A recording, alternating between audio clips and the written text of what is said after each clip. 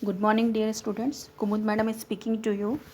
Today we are going to continue our lesson number 8. So let's start. 8.2 gait of animals में हम लोग activity 6 करेंगे. हमने कल 8.2 गेट ऑफ एनिमल्स के अंदर अर्थवर्म की मूवमेंट हमने पढ़ी थी. Now let's start activity 6 in snail. Observe a snail in your garden on in field. Have you seen the rounded structure it carries on its back? 8.19 वाला जो pick है आप वो देखो. This is called the shell and it is the outer skeleton of the snail but is not made of bones. The shell is a single unit and does not help in moving from place to place. It has to be dragged alone. Place the snail on a glass plate and watch it. When it started moving, carefully lift the glass plate along with the snail over your head. Observe its movement for beneath. अब जो कल हमने earthworm की activity के बारे में पढ़ा था कि कैसे वो मूव करता है, उसको कैसे मसल्स हेल्प करती हैं आगे और पीछे मूव करने में. अब आज हम पढ़ने वाले एक्टिविटी 6 में स्नेल की एक्टिविटी. इसमें स्नेल की जो बैक होती है, आप लोगों ने गार्डन में स्नेल वगैरह देखा ही होगा, ठीक है, जिसको हम हिंदी में घोंगा भी बोलते हैं. तो जो स्नेल की बैक पर राउंडेड स्ट्रक्चर होता है ना, उसको क्या कहते हैं? शेल कहते हैं. और ये जो शेल है ये इसका आउटर स्केलेटन है, बट ये बोन्स का नहीं बना हुआ था, कोई भी बोन का नहीं बना होगा. ये आपके देखो 8.19 वाली जो पिक है उसके अंदर एक राउंडेड शेल जैसा है, हाँ दिख रहा है ना आपको. ये सिंगल यूनिट होता है और ये मूवमेंट में हेल्प नहीं करता. ये जो शेल है ये इसको मूवमेंट में हेल्प नहीं करता, बल्कि ये स्नेल के साथ साथ ड्रैग होता रहता है. इट मीन्स खींचता रहता है. उसके ऊपर का जो बॉडी पार्ट है ये हार्ड स्केलेटन, वो इसके साथ साथ वो भी चलता रहता है या खींचता रहता है. ओके. जब स्नेल शेल से बाहर आ जाता है तो इसमें एक थिक स्ट्रक्चर बाहर निकलता है होल में से. ये इसके क्या होते हैं? फुट होते हैं, जो इसको स्ट्रॉन्ग मसल्स के बने हुए होते हैं. ये जो फुट नुमा स्ट्रक्चर है इसका, ये स्ट्रॉन्ग मसल्स के बने हुए होते हैं. ए thick structure and the head of the snail may come out of the opening in the shell. The thick structure is its foot, made up of strong muscles. Now carefully tilt the glass plate. The way motion of the foot can be seen. Is the movement of an snail slow or fast as compared to an earthworm? अब जो इसके जो foot होते हैं, जब वो मतलब एक शेल से बाहर आता है तो ये थिक स्ट्रक्चर इसका फुट होता है, और ये जो मसल्स होती है बहुत ज़्यादा स्ट्रॉन्ग होते हैं और ये इसे मूवमेंट में हेल्प करते हैं. Now next activity is 7 activity cockroach. Observe a cockroach figure 8.20. 8.20 जो फिगर है उसमें कॉकरोच का पिक बना हुआ है, आप देखो उसको. Cockroach walk and climb as well as fly in the air. They have 3 pairs of legs. These help in walking. The body is covered with a hard outer skeleton. This outer skeleton is made up of number of plates joined together and that permit movement.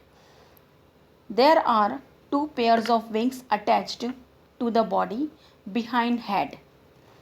The cockroach has distinct muscles. Those near the legs move the legs for walking. The body muscles move the wings when the cockroach fly. अब जो activity 7 है उसमें हम cockroach के बारे में समझेंगे कि कॉकरोच कैसे फ्लाई करता है या ज़मीन पर वो चलता है. ठीक है, हमने देखा है कि वो कॉकरोच जो है वो ज़मीन पे चल भी सकता है, वॉल पे चढ़ सकता है यानी क्लिम कर सकता है, और फ्लाई भी कर सकता है. इसके 3 पेयर्स लेग्स होते हैं, 3 पेयर्स ऑफ लेग्स होते हैं जो इसको वॉकिंग में हेल्प करते हैं, मतलब इसको चलने में हेल्प करते हैं. इसका आउटर बॉडी स्केलेटन क्या होता है, हार्ड होता है, और ये स्केलेटन नंबर ऑफ प्लेट्स से एक दूसरे के जॉइंट्स होते हैं। जो प्लेट्स होती है ना ऊपर की, वो एक दूसरे से जॉइंट होती हैं, जो इसके मूवमेंट को क्या करता है, पॉसिबल बनाता है, मतलब इसे परमिट करता है कि तुम मूव कर सकते हो। Okay, 2 pairs of head wings होते हैं इसमें, 2 पेयर्स विंग्स होते हैं, इसके पंख होते हैं जो हेड के पीछे अटैच्ड होते हैं। Okay, there are 2 pairs of wings attached to the body behind head. The cockroach have distinct muscles, those near the legs move the legs for walking. The body muscles move the wings when the cockroach fly. जो 2 pair wings होते हैं वो head के पीछे attach होते हैं, और ये कॉकरोच में स्पेशल मसल्स होती हैं। लेग्स की जो मसल्स होती हैं वो उसे वॉक में, और जो हेड के पीछे वाली मसल्स होती हैं वो उसको फ्लाई करने में हेल्प करती है या उड़ने में मदद करती है। ओके, तो कॉकरोच की भी आपके मूवमेंट आपको समझ में आ गया होगा कि कॉकरोच कैसे मूव करता है, कैसे वॉल पर चढ़ जाता है, कैसे वो फ्लाई करता है और कैसे वो ज़मीन पर चलता है। Now next is birds. Birds fly in the air and walk on the ground. Some birds like duck and swan also swim in water. The birds can fly because their bodies are well suited for flying. Their bones are hollow and light. The bones of the hind limbs are the typical for walking and perching. The bony parts of the forelimbs are modified as wing. The shoulder bones are strong. The breast bones are modified to hold muscles for flight, which are used to move the wings up and down. 8.21 वाला जो figure है skeleton of A bird, आप वो ध्यान से देखो। Birds जो होती हैं वो हवा में फ्लाई कर सकती हैं, उड़ सकती हैं, और ज़मीन पर चल भी सकती हैं। और कुछ बर्ड्स जैसे कि डक और स्वान, ये स्विम भी करते हैं पानी के अंदर, है ना, करते कि नहीं करते। बर्ड्स फ्लाई कर पाते हैं because of their body are well suited for flying. इनकी जो बोन्स होती हैं, जो बर्ड्स में विंग्स के अंदर जो बोन्स होती हैं वो हॉलो और लाइट होती है, मतलब हल्की होती है, ठीक है, और खोखली होती है। इसके अंदर किसमें, बर्ड्स में। The bones are hollow and light. The bones of the hind limbs are typical for walking and perching. जो हाइंड लिम्स बोन्स होती हैं वो वॉकिंग और पिचिंग मतलब बैठने में हेल्प करती हैं, और जो फोर लिम्स बोन्स होती हैं वो मॉडिफाइड हो जाती हैं as a wings. The bony part of the forelimbs are modified as a wings. The shoulder bones are strong. The breast bones are modified to hold muscles of flight, which are used to move the wings up and down.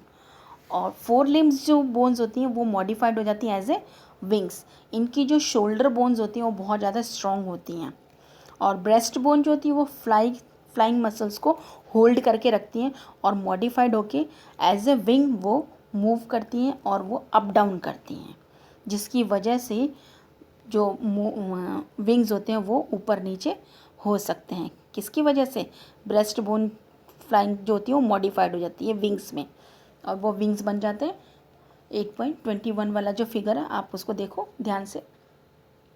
जो shoulder bone के जो ऊपर वाली जो bones हैं वो shoulder bones वैसे भी इनकी बहुत स्ट्रॉन्ग्स होती हैं. क्यों? क्योंकि ये विंग्स में इसको मूव करने के लिए और अप डाउन करने के लिए हेल्प करती हैं. ओके, तो आपको अच्छे से समझ में आ गया होगा. आज हमने किसके बारे में पढ़ा, स्नेल के बारे में पढ़ा, कॉकरोच के बारे में पढ़ा, बर्ड्स के बारे में पढ़ा कि कैसे इनका मूवमेंट होता है.